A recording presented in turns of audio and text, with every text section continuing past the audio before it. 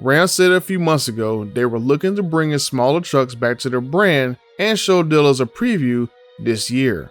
During EV Day back in 2021, we saw an image of a new midsize truck Ram said they were bringing to the market in a few years. And I recently made this video going over some sketches that Ram had in their Ram Revolution EV video. But what if I told you that a new midsize truck just appeared up in the Arctic Circle, and this potential Dakota replacement looks like it'd be coming sooner rather than later.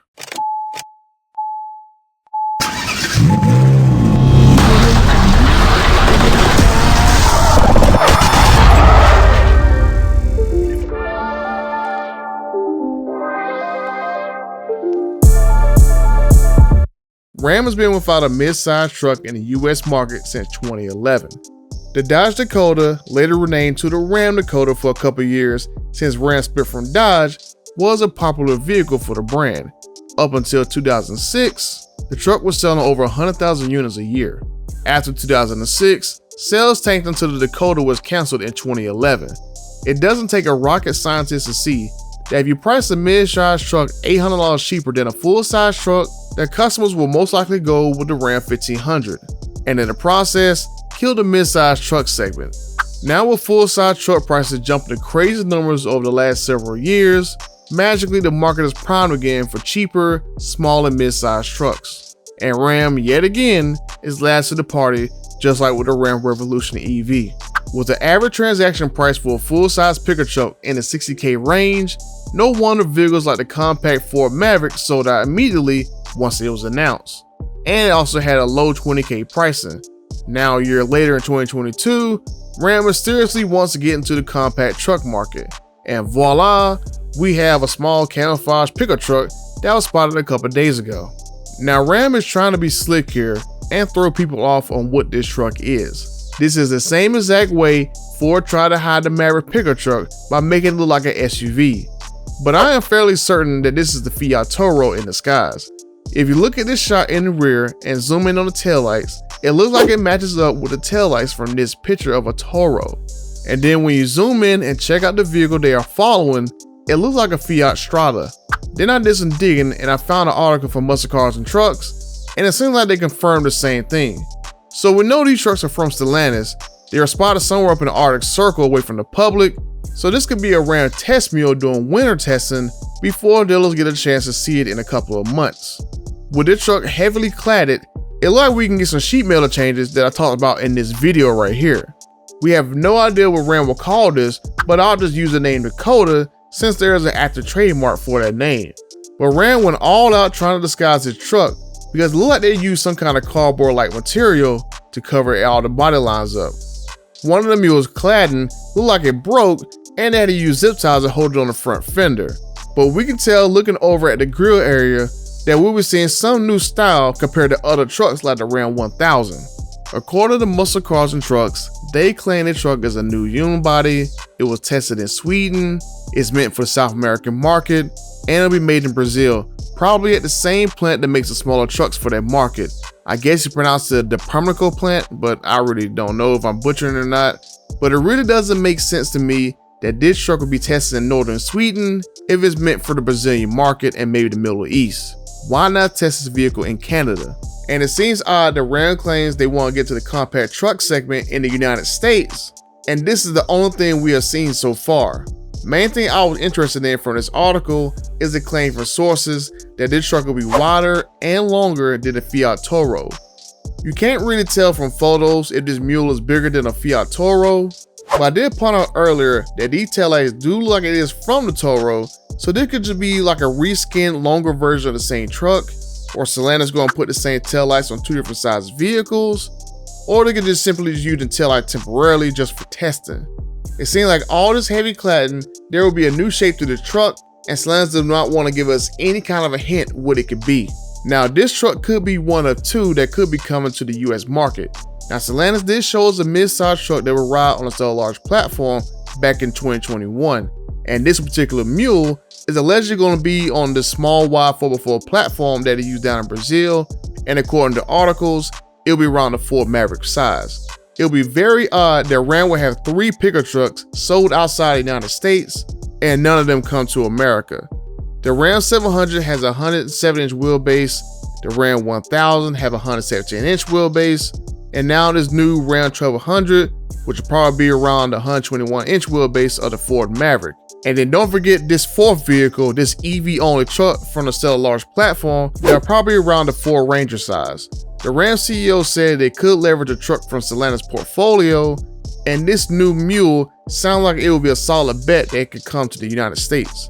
It's all new, tested in the Arctic, the perfect size to compete with the Maverick, and it can come to the US within the next year. So Ram can bring in the Dakota or Ram 1200 or whatever they want to call it, and then make a slightly larger EV truck to be Ranger size. And that's probably my bet what Ram would do in the future. Capture the compact market with a Dakota or Ram 1200 or whatever they want to call it, make it the cheap truck of the brand, and then make this EV truck in the mid-size truck segment to build a price separation between this mule and the Ram 1500. This vehicle will probably be close in price to the Maverick since it seems like it is a clear target for it. And then this EV truck will probably start in the $50,000 to $60,000 range. Everything Stellantis has done with the 4xe and the EVs, I don't see them making a cheap EV. And for Ram to make a mid-size EV truck in the $50K range, it'll probably follow the new model of being a fully loaded truck, but it'll be software locked like I discussed in previous videos that you can check out. Like I said earlier, the average transaction price for a full-size truck is in the $60K range, and this is why to me it sounds logical to slot this EV truck in that price range, while the bigger Ram Revolution will be in the higher price category. And I know $50 to $60K is expensive for a mid-size truck, but when you spec out a 2023 Ford Ranger 4x4 Lariat loaded with a trimmer package and some other goodies, you can easily get a $50K mid-size truck. And with the new Ranger Raptor starting in the $50,000 range, this is how I see a new mid-size EV from Ram also being in that same $50 to $60K price range. I have a strong feeling that not a single electric vehicle from Stellantis in America will be under $50K, especially when there's a federal tax incentive of $700 that Ram can tout and jack the price up for. I've already covered in another video of how manufacturers have jacked the EV prices up once they knew that Biden was going to pass this bill, and Stellantis has been very sneaky in not announcing any EV prices because they can wait closer to release, because they can just jack the prices up in the background and no one will take notice like we've seen from other brands. Back in 2021, Ralph Gillis said that a new mid-size truck will be coming to the market in 3 to 5 years, as well as a new mid-size truck. Now we're working on these vehicles together, which allows us to share some of the most costly components in a way never before done. So 8 vehicles are now being created that will come to market in the next 3 to 5 years. But that's just the beginning. Eventually, the STLA Platform could actually touch all 14 of Stellantis' brands. So maybe we'll see Ram bring this vehicle to the United States, maybe call it a Dakota, and then sometime in 2025 or 2026, we'll see this Ford Ranger size EV truck, which will follow the promise that Ram said in 2021 that they'll have an electrified solution in every truck segment. On the class-shattering Ram 1500 battery electric vehicle in 2024. And as the only dedicated truck and van brand, Ram will offer a fully electrified solution in the majority of our segments by 2025 and a full portfolio of electric solutions for all of our segments no later than 2030. This EV would kind of follow the idea of Jeep having the Wrangler be gas powered, and then when it introduced the Recon EV being its EV only version for a Wrangler looking type vehicle. Now, if this mule right here is coming to America, I could probably see it getting the same 2.0 liter turbo engine from the Hornet GT. The Brazilian market version will probably just use the smaller 1.3 liter Fireval engines down there, and with the US version getting the Hornet's engine, that'll put it in the 250 horsepower range, and it'll compete right there perfectly with the Maverick, the Ridgeline, and the Santa Cruz. That'll be the same thing going on with the Alfa Romeo Tonale and the Dodge Hornet. The Tonale gets a smaller engine over in Europe, and the Hornet comes to America with a bigger engine for more horsepower. With Ram saying they are interested in a pickup truck small like the Ford Maverick, this seemed like the best way for Ram to bring a Maverick competitor fast to the United States, capture some of Ford's compact truck customers since they can't get the Maverick out the door fast enough, and then take their time making the mid-size EV truck. I personally don't see EV trucks being big sellers, so that's why it makes sense to me for them to bring this Ram 1200 to America to be the volume seller under the Ram 1500. Just saying. But coming back to the Ram 1200, we really can't tell much from the photos of this mule, but it gives me Dodge Hornet vibes. Looking at the front of the truck, we see the adaptive cruise control sensor at the very bottom of the grille. That was one of the things I did not like about the Hornet's design, having a glossy sensor at the bottom of the grille and making the front end look like a beaver. And then we get this honeycomb style grille design similar to what we see in a Hornet. Now Stellantis said they will part share, so it makes sense to see some of these similar components on a variety of vehicles. Sharing the same sensors from the Dodge Hornet and the Alfa Romeo Tonale will allow them to cut down individual parts, and they can simply stock one adaptive cruise control model for a variety of vehicles. Now we're working on these vehicles together, which allows us to share some of the most costly components in a way never before done. Now the headlights look like they are probably just temporarily from the Jeep Wrangler.